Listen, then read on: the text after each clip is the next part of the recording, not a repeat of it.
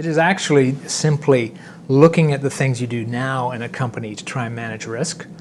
Some of those may be driven by regulations, some are driven by just good business sense, and saying within that context, what are the events that we're really concerned about that are business threatening or definitely health and safety priorities? What are those events? So kind of filtering them out from the other pile of a larger pile of events that might be relevant, and then taking those events and saying, what do we do to reduce the risk in terms of the controls? So the controls are things that we do to deliberately reduce the risk, and they can range from the acts of people through to equipment or complex technical systems.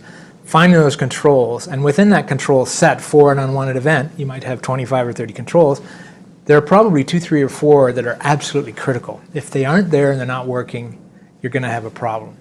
So the whole idea is to try and find those, which is the analysis part, and then manage them well.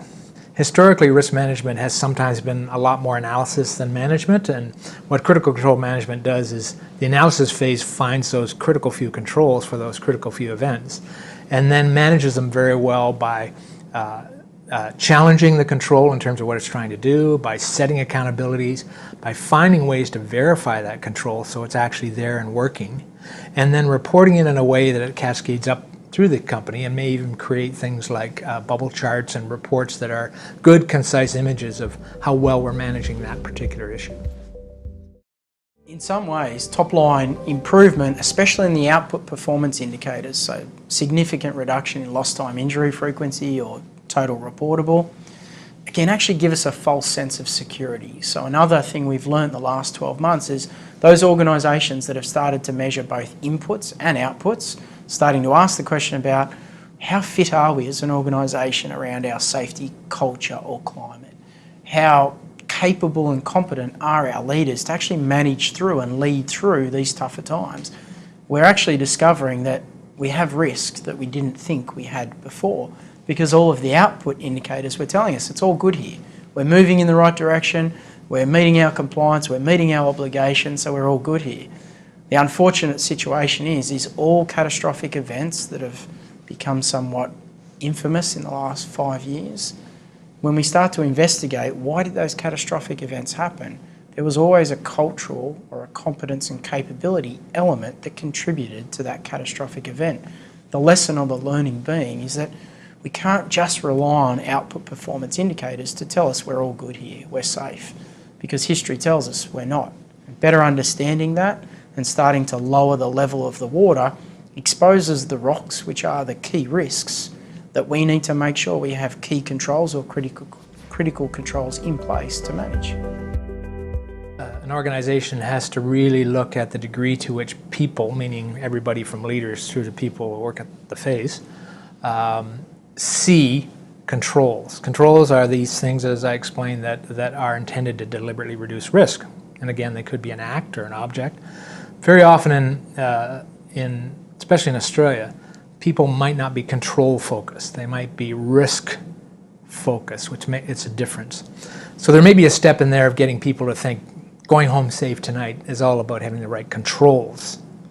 But if you've accomplished that, it's really what I explained earlier in general. It's driving the business through the process of saying, looking across it, finding those events, finding those controls, and then putting in that management system.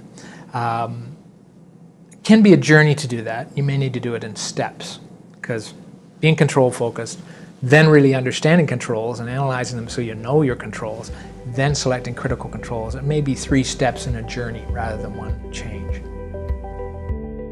What is also happening is people are starting to think about that as a way to drive employee engagement, but doing it through a risk management framework.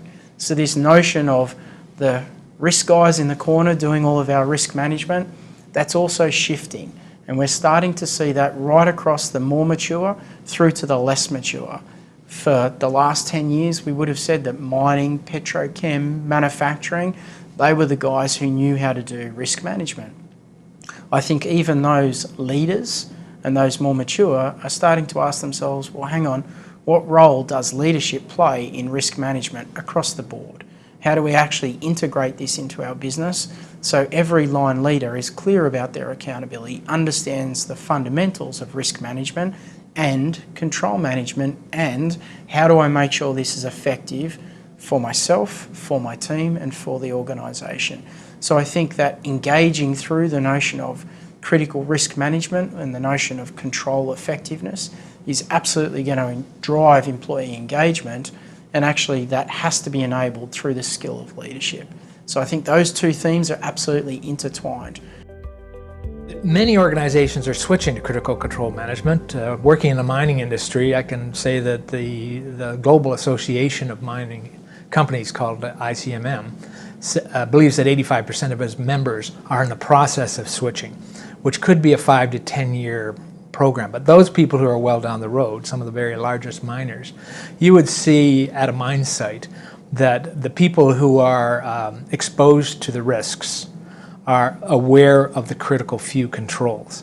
And you would see that as a part of the discussion before the job, you would see it as a part of the discussion close to doing the work, and you would see maybe even reminders, so that people who are doing the work are continually reminded that these 2 or 3 things are the most important things to make sure are right.